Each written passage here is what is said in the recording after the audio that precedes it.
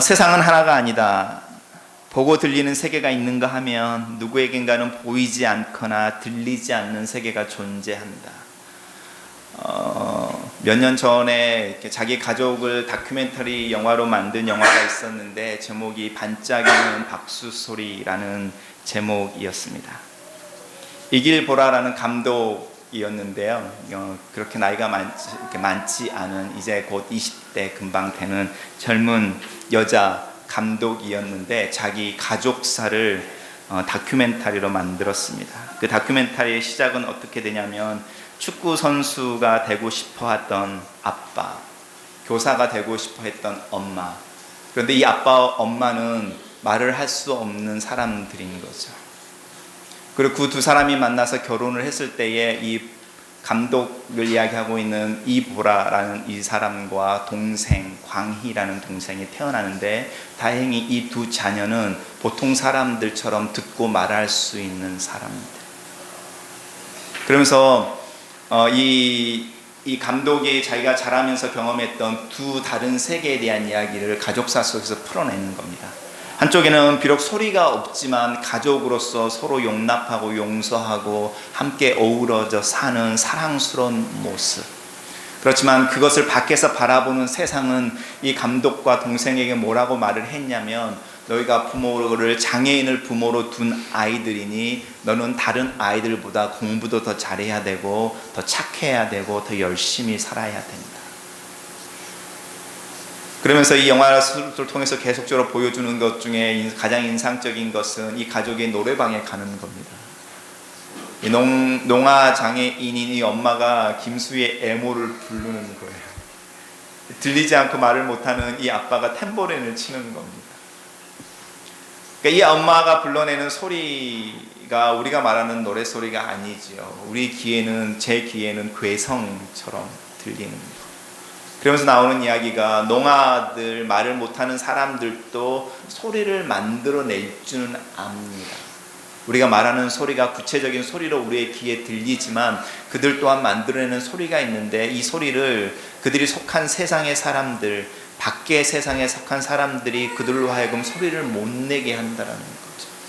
그래서 우리는 벙어리라고 말을 하면서 그 사람들이 소리를 전혀 못 낼 줄 아는데 사실은 그 사람들도 소리를 낼 줄 아는데 그 소리가 밖의 세상 사람들의 귀에 정확한 언어로 들리지 않아서 그게 괴성처럼 또 귀에 거슬리는 어떤 이상한 신음처럼 들려서 소리조차도 내는 것을 허락하지 않습니다.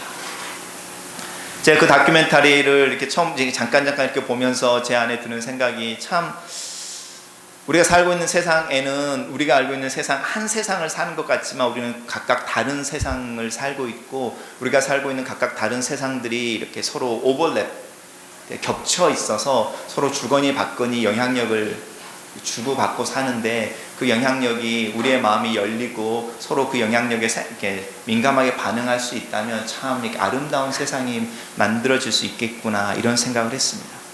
그리고 특별히 이 이길보라 또 광희라고 말하는 이 두 자녀의 삶을 보면서 참 그리스도인의 삶하고도 비슷하다.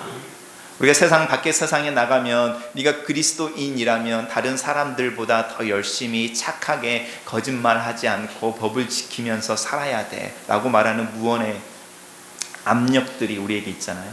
또 우리가 밖의 세상에 나가면 왠지 다른 부모들 아까 말씀드렸던 농아의 부모를 두고 있다라는 것만으로도 이상한 눈빛, 조금은 다른 아이들 취급을 받는 것 같은 그런 느낌을 받을 때도 있죠. 저도 사회에서 친구들하고 어울리고 이럴 때 제일 많이 들었던 말이 술을 못 마시는 환자. 안 마시는 건데 못 마신다고 생각을 하는 거죠. 그런 모습들. 그런데 결국은 이 이길보라는 고등학교를 마치고 대학 진학을 하다가 그걸 그만둬버리는 거죠. 대학 진학을 멈추고 인도로 여행을 떠나버렸습니다. 그리고 그 동생은 대안학교를 다니고 있는 거예요. 그래서 자기네 가족으로서는 굉장히 평화롭고 화해가 사랑과 우애가 넘치는 가정인데 그 가정이 다른 세상과 맞부딪혀 있는 영역에서는 뭔가 이렇게 문제가 생기고 텐션이 있는 듯한 느낌을 주고 있는 여러분도 한번 보시면 좋겠습니다. 근데 그 다큐멘터리의 제목이 왜 반짝이는 박수 소리냐 하면은 이 말을 못하는 분들은 듣지 못하기 때문에 소용이 없다는 거죠. 그리고 소리를 낼 수 없으니 누군가의 어텐션을 받을 때에 이름을 불러서 이렇게 알 수 없으니 손을 이렇게 대시죠. 이게 이렇게 말을 못하시는 분들이 치는 박수 소리라는 거죠. 그래서 교실 창밖에서 자기 아이들의 공부하는 모습을 보고 아니면 그들의 어텐션을 받기 위해서, 예를 들어 그들이 콘서트하고 있는 자리에 여러분이 앉았다고 생각해 보십시오. 그러면 수많은 아이들 중에도 내 아이가 눈에 들어오는데 그 아이도 나를 발견하길 원할 때에 손을 이렇게 흔드는 거죠. 반짝이는 박수 소리. 우리가 읽은 오늘 본문에서 예수님이 너희는 세상의 소금이다, 너희는 세상의 빛이다 라고 이야기를 하고 있는데, 예수님이 이렇게 말씀하시는 이 모습이 우리를 향해서 또 이 세상을 향해서 이렇게 흔들고 있는 소리나지 않는 반짝이는 박수 소리 같다라는 생각을 합니다. 너희는 세상의 소금이다, 세상의 빛이다 라고 말할 때의 강조점은 빛이나 소금에 있는 것이 아니라 너희에 있습니다. 너희는 세상의 소금이다. 너희는 세상의 빛이다. 제가 지난주에 말씀드렸던 것처럼 팔복이라고 말하는 하나님의 일방적인 안아주심을 경험하는 그 사람들을 향해서 너희는이라고 말하는 거죠. 너희는. 그러니까 하나님이 우리에게 다리에 힘을 주고 허리에 힘을 넣어서 이렇게 서 있기를 원하는 겁니다. 우리에게 또 다른 어떤 윤리적인 부분들을 먼저 이야기하시는 것이 아니라 너희가 누구인지를 기억해봐라. 너희는 나의 8가지 복속으로 복을 통해서 안아짐을 받은 사람이다. 너희는 내 사랑에 녹아지는 경험을 하는 사람이다. 너희는 나를 향해서 너의 마음을 내려놓고 내가 하는 말들을 향하여 귀를 기울이고 있는 자들. 너희는. 그러면서 말씀하시는 것이 너희는 소금이다, 빛이다. 먼저 빛이라는 이야기를 먼저 해보겠습니다. 성경에서 빛은 어둠 속에서 빛나는 것을 전제로 합니다. 그러니까 너희는 빛이다라고 말했을 때 이 대낮에 내가 반짝이고 있는 것을 이렇게 상상하시면 안 되고요. 칠흑같이 어두운 밤에 작은 촛불 하나, 등불 하나라고 하는 상황이 이 빛이라는 상황인 겁니다. 결국 빛이라는 것은 밝히는 것이고, 밝힌다라는 것은 무엇인가를 드러낸다라는 뜻입니다. 그래서 우리가 하나님이 또 예수님이 우리를 빛이라고 말씀하셨을 때에 내가 이렇게 서 있는 내 존재가 이 어두운 세상에 뭔가를 드러내는 빛이라는 겁니다. 내가 그것은 법을 지켰기 때문에, 거짓말을 하지 않기 때문에, 술과 담배를 마시지 않기 때문에, 노래방에 가지 않기 때문에가 아니라 내가 하나님의 사랑을 경험하는 존재로 이 세상에 서 있는, 살아가는 그 모습 그대로 나는 이 세상의 빛인데, 그 이유가 무엇이냐면 내 존재가 무엇인가를 드러내고 있기 때문이라는 겁니다. 우리가 하나님의 사랑을 경험했다면 나는 하나님의 사랑을 드러내고 있는 사람입니다. 내가 하나님의 용서를 경험했다면 나는 하나님의 사랑, 용서를 이 세상에 드러내는 사람인 거죠. 내가 하나님이 나를 꽉 안아주는 경험을 했다. 나는 그 하나님의 꽉 안아주심을 드러내는 사람입니다. 이거를 하나님이 맨 처음에 사람들을 만들 때에 내 형상대로 그들을 만든다라고 형상이라는 단어를 표현해냅니다. 이 형상이라는 단어, 이미지라는 단어는요, 우상이라는 단어와도 똑같은 뜻입니다. 여러분이 절에 가시면 불상을 볼 수 있죠. 이 불상이 부처의 이미지인 겁니다. 많은 신들을 섬기는 종교들이 자신들의 신상을 만들어 놓고 이 신상들이 이미지라는 거죠. 왜냐하면 자신들이 섬기고 예배하는 신은 볼 수 없어서 어디를 향해서 누구에게 절을 하는지 알 수 없으니 그 신을 보여주는 비주얼한 이미지를 만들어 놓고 이게 그 신의 형상이라는 겁니다. 그러면 우리가 하나님의 형상이라고 생각해 보십시오. 그럼 결국은 하나님을 보고 싶으면 누구를 봐야 할까요? 저를 보시면 됩니다. 제가 하나님을 보고 싶으면요, 여러분을 보면 됩니다. 어떤 철학자들은 그래서 타인의 얼굴 속에서 하나님을 발견할 수 없다면 이런 표현을 쓰기도 합니다. 요한도 그런 이야기를 하죠. 옆에 보이는 형제 자매들을 사랑하지 않고 보이지 않는 하나님을 어떻게 사랑할 수 있겠느냐. 왜냐하면 내 옆에 보이는 모습으로 서 있는 하나님이 있는데 그 형제 자매를 사랑하지 않고, 노아를 향해서 창세기에서는 사람들을 죽이면 안 되는 이유가 하나님의 형상이기 때문이라는 겁니다. 내가 누구를 미워하면, 내가 누구를 죽이면 하나님이 이 세상에 드러나는 불빛 하나가 꺼져버린다는 겁니다. 네 손으로 그 불빛 하나를 껐으니 하나님을 대적하는 거라는 거죠. 이 논리가 이 빛이라는 이야기 속에 여전히 흘러오고 있는 겁니다. 너희가 세상의 빛이다. 너의 존재를 통해서 하나님이 이 어두운 세상에 드러나고 있다. 소금이라는 것은 무슨 뜻일까요? 소금이라는 이야기를 두 번째로 하는 이유는 소금은 더 본질적인 의미들을 가지고 있기 때문에 그렇습니다. 사실 우리가 읽은 본문에서 예수님은 소금 이야기를 먼저 하잖아요. 소금은 고대 시대에 우리가 잘 알고 있는 것처럼 지금도 그렇지만 이렇게 저장하는, 썩어지는 것을 이렇게 더디게 하는 역할을 하나 가지고 있죠. 두 번째는 맛을 내는 역할도 가지고 있습니다. 고대에서 정말도 이 소금이 더 중요하게 사용되어졌던 것은 사실은 전쟁터였는데, 소금은 이렇게 칼이나 창에 비는 상처에 바르는 약이었습니다. 여러분, 소금을 이렇게 밴드에 소금을 뿌려보는 거 보셨습니까? 요즘은 그게 최고의 고문 기술이라고 설명되어 줄 수 있을 텐데, 고대에는 창이나 칼에 베거나 찔렸을 때에 거기를 치유하는 최고의 방법이 소금을 바르는 거였습니다. 고통스러운 거죠. 굉장히 날카로운 고통, 통증을 느끼는 겁니다. 근데 그걸 감당하는 이유가 그게 치유받을 수 있는 근거입니다. 그래서 이 신학자들이나 설교자들이 그 소금이 가지고 있는 보존하는 역할, 맛을 내는 역할, 이 치료하는 역할, 이 세 가지들 어느 하나에 초점을 맞추는데, 어느 케이스든지 한번 생각해 보십시오. 너희가 세상의 소금이다. 우리의 존재로 인하여 이 세상의 악이 더디 퍼진다는 겁니다. 우리의 존재로 인하여 이 세상이 조금은 더 살맛 나는 세상이 될 수 있다는 겁니다.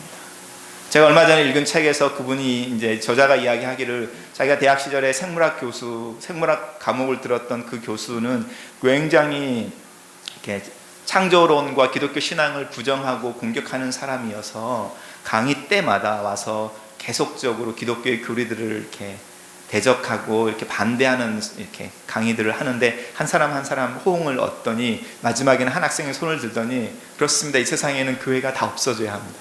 예수라고 예수를 믿는다고 말하는 그리스도인들은 다 없어져야 됩니다. 이렇게 말할 정도까지의 분위기가, 강의실 분위기가 이루어졌다는 거예요.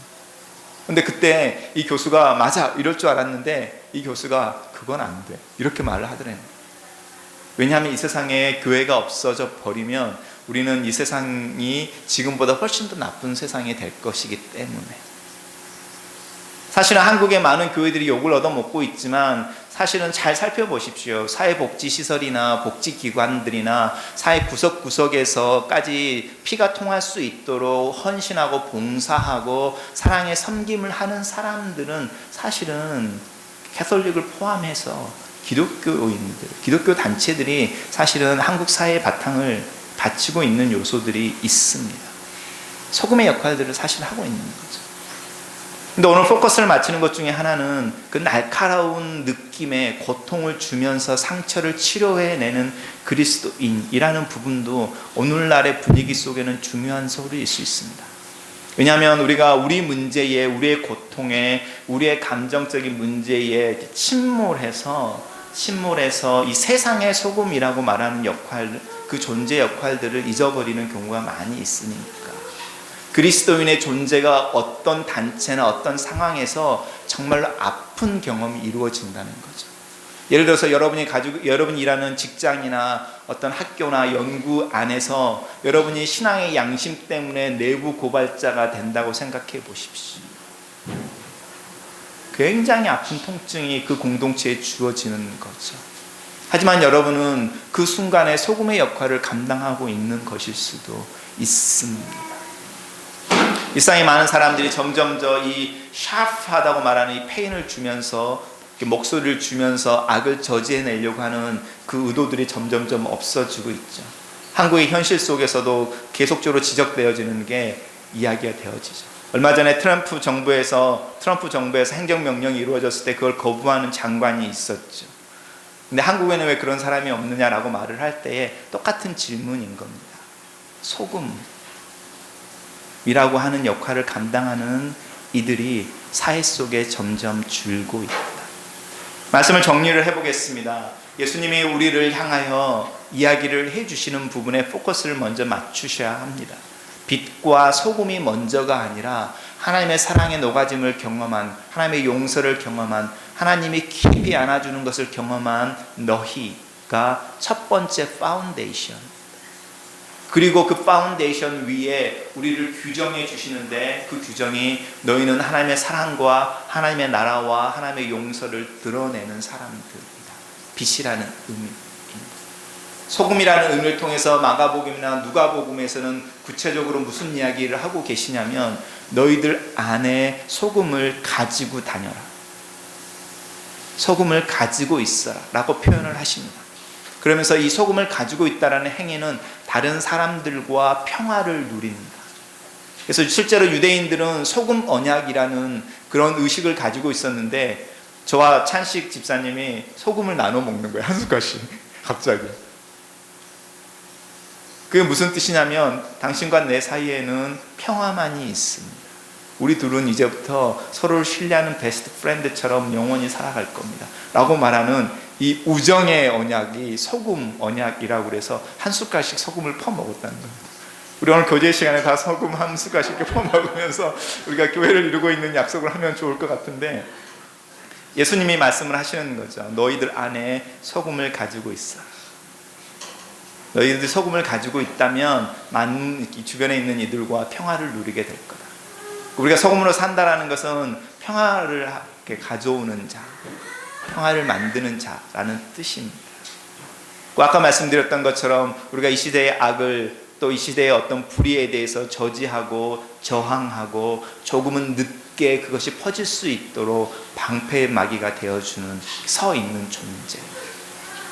그리스도인을 한번 생각해 보십시오. 우리는 바로 그런 사람들이죠. 우리는 이미 이 세상에 빛이고 이 세상이 이미 소금인 것입니다.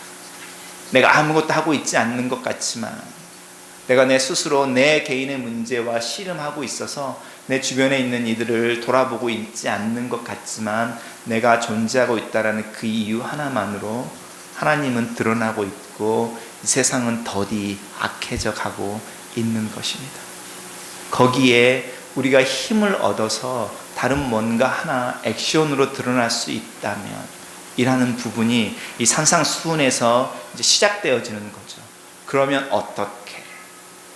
너희들이 하나님의 사랑과 용서를 경험하고 너희들이 이 세상에 비치고 소금으로서 이 세상의 어둠 속에 하나님을 드러내고 이 세상을 새롭게 하고 조금 더 다르게 하고 맛깔나게 하는 존재들이라고 인정한다면, 그러면 이라고 하는 부분이 이제 나오는 겁니다.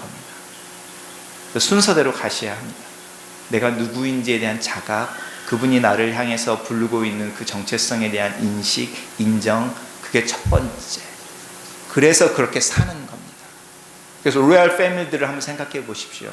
로얄 패밀리들은 자기가 누구인지, 또 무슨 일들을 앞으로 하게 될 건지에 대한 분명한 셀프 아이덴티티가 있는 거죠. 자기 정체성이 먼저 있어야만 합니다. 그거를 잊어버리게 되면 그들이 가지고 있는 부와 특권 때문에 망가져 버리는 거죠. 일찍부터.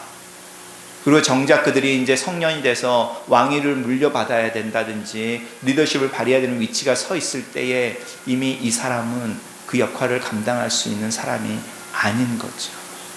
왜냐하면 자기가 누구인지, 자기의 삶에 어떤 짐이 놓여져 있는지, 어떤 책임과 특권이 자기 어깨에 놓여져 있는지에 대한 인식하는 일에 실패했으니, 여러분을 격려하고 도전하는 것은 이 부분에 대해서 우리가 쓸 수 있어야 합니다. 내가 누구인지 예수 그리스도 안에서, 예수를 주로 고백하는 자로서 내 어깨 위에 올려진 특권은 무엇이며 책임은 무엇인지, 그리고 나는 그리스도 안에서 누구인지. 오늘 주님이 말씀하시기를 너희는 빛, 너희는 소금, 그것에 먼저 아멘이라고 받으시는 여러분 되시기 바랍니다. 같이 기도하겠습니다. 살아계신 하나님, 저희 연약함에도 불구하고 저희를 빛이라 불러주셔서 감사합니다. 저희의 이기주의적인 모습, 개인주의적인 모습에도 불구하고 이 세상을 맛깔나게 하고 이 세상을 버티게 하며 이 세상에서 하나님의 영광이 드러나게 하는 역할을 감당하는 소금이라 불러주신 것을 감사합니다. 우리가 우리 자신에게 초점을 맞추는 것이 아니라 주님의 부르심에 초점을 맞추길 원합니다. 그리고 주님이 주신 힘, 또 주님이 주시는 능력 안에서 주님이 불러주시는 그 이름에 합당한 삶을 살게 될 것을 기대하고 기도합니다. 하나님, 저희 마음에 믿음 더하여 주시옵소서. 힘과 용기 부어 주시옵소서. 저희들 다리에 힘 주셔서 일어서게 하시며 저희 허리에, 저희의 팔에 힘 주셔서 걷게 하시고 도울 수 있고 행동할 수 있게 도와주시옵소서. 예수님 이름으로 기도합니다.